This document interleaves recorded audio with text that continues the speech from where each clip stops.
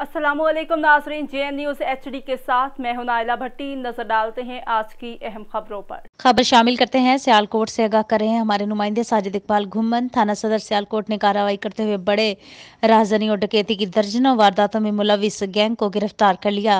मुलजिमान से भारी असलहा, नकदी, मोबाइल फोन बरामद कर लिए। SHO थाना सदर सियालकोट मोहम्मद यूसुफ का कहना है कि ये गैंग बेशुमार लोगों को नकदी और मोबाइल फोन से महरूम कर चुके हैं और हमें इन मुलजिमान की तलाश थी। हमारी टीम ने मुलजिमान को जदीद टेक्नोलॉजी से ट्रेस किया और गिरफ्तार कर लिया। SHO मोहम्मद यूसुफ का कहना था कि मेरी बातों और SHO थाना सदर सियालकोट की जिम्मेदारी बनती है कि मैं आवाम को हर मुमकिन तहफ़्फ़ुज़ फराहम करूँ। SHO मोहम्मद यूसुफ का मजीद कहना था कि हमें अभी बेशुमार ऐसे डकैत मतलूब हैं जिन्होंने अवाम में खौफ व हिरास फैलाया हुआ है।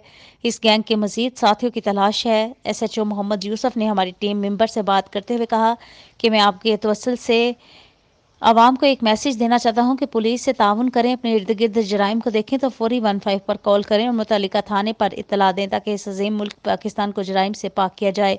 DPO सियालकोट भी मुख्तलिफ मकाम पर साइलिन से और कलाम होने के लिए खुली कचहरी लगाते हैं और हम आवाम को इल्तमास करते हैं कि जराइम पर काबू के लिए पुलिस का साथ दें। सियालकोट में आए रोज़ कत्ल गारत की वारदातें मामूल बन गई।